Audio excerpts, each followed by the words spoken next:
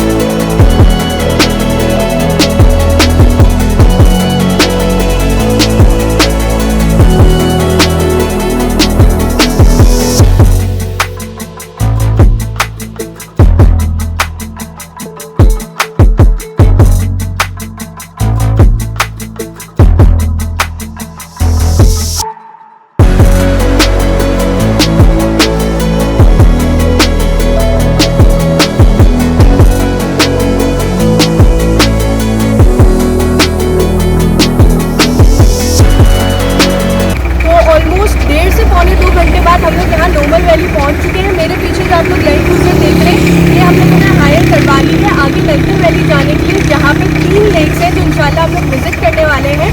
तो आइए चलते हैं आगे नलतर वैली की तरफ।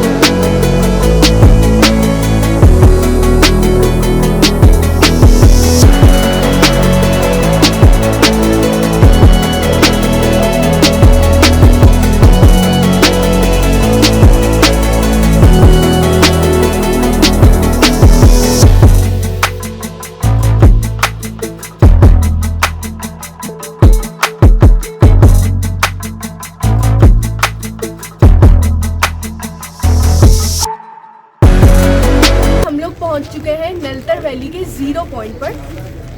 जो आपको नोमल वैली दिखाई थी वहां से यहाँ तक का जो डिस्टेंस है वो 17 किलोमीटर्स है और हमने ये 1.25 घंटे में सफ़र ये पूरा तय किया है, जिसमें कुछ किलोमीटर्स जो है वो सिर्फ परफेक्ट कारपेट रोड थे, लेकिन उसके बाद कंप्लीट जो आप लोगों को मैंने दिखाया भी वो पूरा ऑफ रोड है। तो अभी फ़िलहाल हम लोग यहाँ पे स्टॉप किया, हम लोग थोड़ी देर वेट करें, उसके बाद आगे जाके 1-1.5 घंटे का और भी रास्ता है। तो चलते हैं आगे फिर।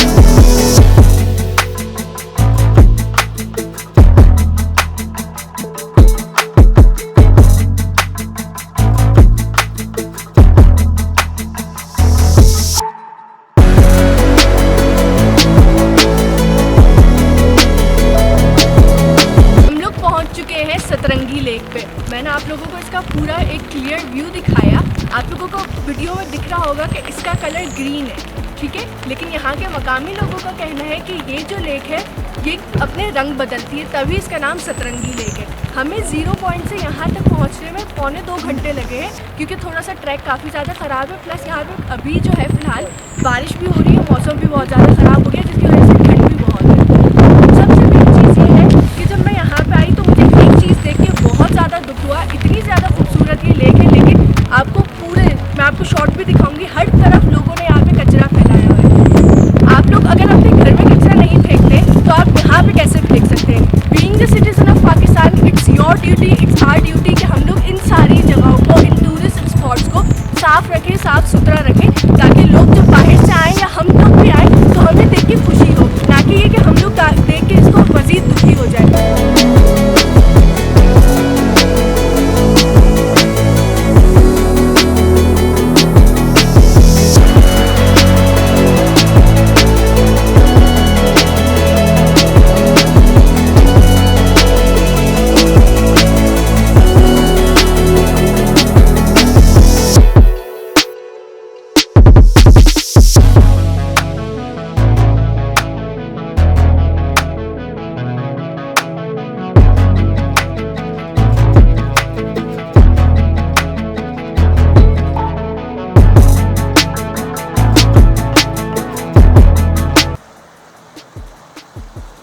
तो सतरंगी लेक से 3 मिनट की ड्राइव पे यहाँ पे मेरे पीछे आपको एक छोटी सी लेक दिख रही होगी जो कहलाती है मिनी ब्लू लेक।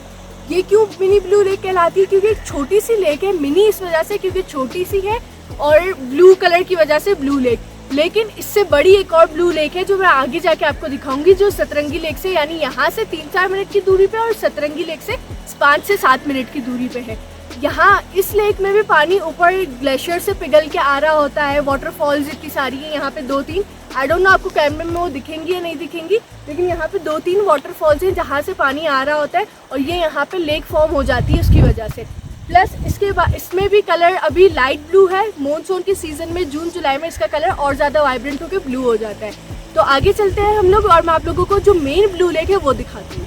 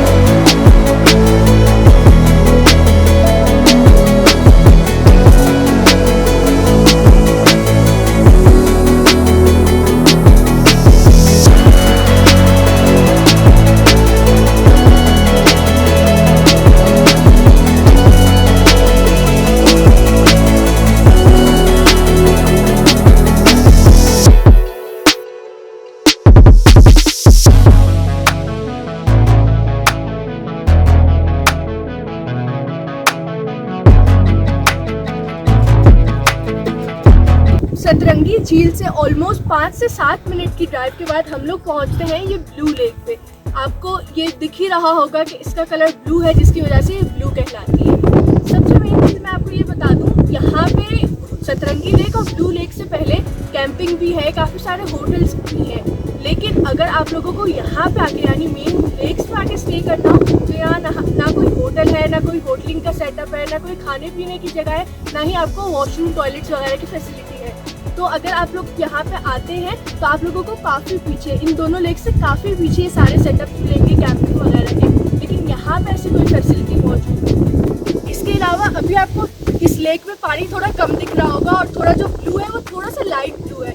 हमें यहाँ के लोगों ने, लोकल्स ने ये बताया है कि जब अभी तो फ़िलहाल मई है, जून जुलाई में ये पानी यहाँ, ये जो आपको पत्थर दिख रहे हैं ना सारे, यहाँ तक पानी आ जाता है और ये जो लेक का कलर है वाइब्रेंट ब्लू कलर हो जाता है। यानी जब मानसून का सीज़न होता है, ग्लेशियर ज़्यादा पिघल रहे होते हैं उस वक्त, तो ये पानी काफ़ी आगे तक आ जाता है। लेकिन अभी थोड़ा पीछे क्योंकि मई का मंथ चल रहा है। तो ये देखा आप लोगों ने कितनी खूबसूरत लेक है, प्लस इसका कलर बहुत प्यारा है।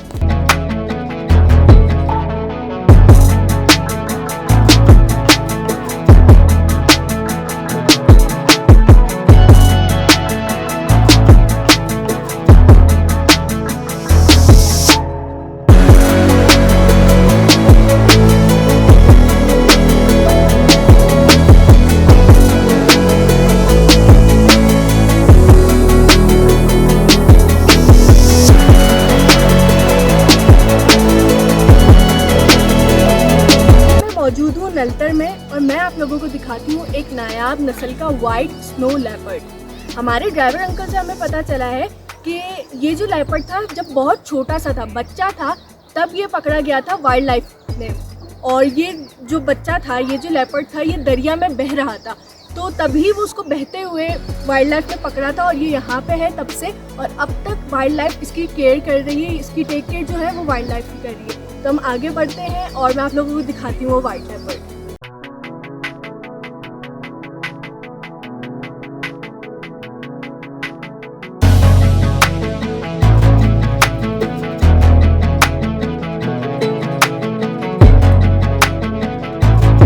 आप इस वाइट लेपर्ड के बारे में हमें कुछ बताएंगे? बेटा, ये स्नो लेपर्ड के बारे में ये सबसे पहले वेलियस हुंजा से पकड़ा गया था। 2 बच्चे, एक मेल एक फीमेल। लेकिन अफसोस के बात यह है कि जो मेल था वो ज़्यादा ज़ख्म था, पानी के बहाव में वो मर गया। फीमेल बदकिस्मती समझे से मुसलमानों के पास रह गया। रहने के बाद यहाँ प्रोजेक्ट बनाने के लिए हमने तैयारी किया, तो यहाँ 2 कौमें हो के इसके प्रोजेक्ट बनाने की जगह नहीं किया। तो ये 4 कनाल 9 मरला ज़मीन ये मैंने अपनी दिया हुआ है। अब income Gilgit Baltistan wild life जो है 1,50,000 में से 70,000 रुपये वो मैं विजिट करता हूँ, लेकिन पालते हैं अल्लाह है। Lovely, sit down. Come here. Lovely, come here. Sit down, please. Sit down, please. Sit down. Sit down. Hey, come here. Lovely, वापस. इधर आओ. इधर आओ. क्या हुआ? इधर आओ. आराम से. आगे. Lovely, sit down, please. Lovely, इधर देखो. इधर. वापस। में हर चीज़ ये बर्दाश्त कर सकती है, एक चीज़ इसके लिए बर्दाश्त नहीं है, जो कि गर्मी। तो इसलिए इंशाल्लाह मैंने काफ़ी मैं तो कुछ नहीं कर सकता हूँ, लेकिन मैंने आगे जो हैं, जो बाला लोग हैं, अफसर वगैरह, चीफ सेक्रेटरी साहब वगैरह, इनसे मैंने रिक्वायरमेंट किया है कि आप लोग इसका मेल देन फ्रॉम लो।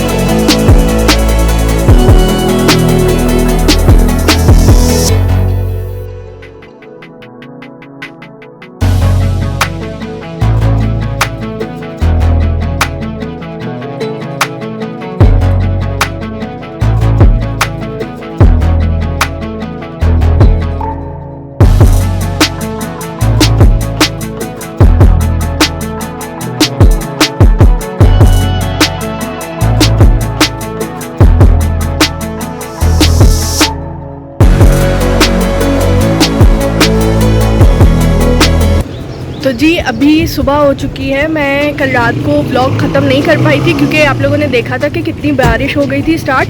फिर हम लोगों ने स्टे जो किया था वो गिलगित में ही कर लिया था, वहीं पे हमारा डिनर हो गया था। और फिर थकन इतनी थी क्योंकि पूरा दिन वो लंबा रास्ता काफ़ी ज़्यादा था और रास्ता भी इतना ख़राब था, तो सब सो गए थे। तो बस ये व्लॉग यहीं पे ख़त्म करते हैं। अगर आपको मेरी वीडियो पसंद आई तो वीडियो को लाइक कीजिएगा, कमेंट कीजिएगा और शेयर कीजिएगा। और अब तक आपने मेरे चैनल को सब्सक्राइब नहीं किया है तो सब्सक्राइब कर दीजिएगा। अल्लाह हाफ़िज़।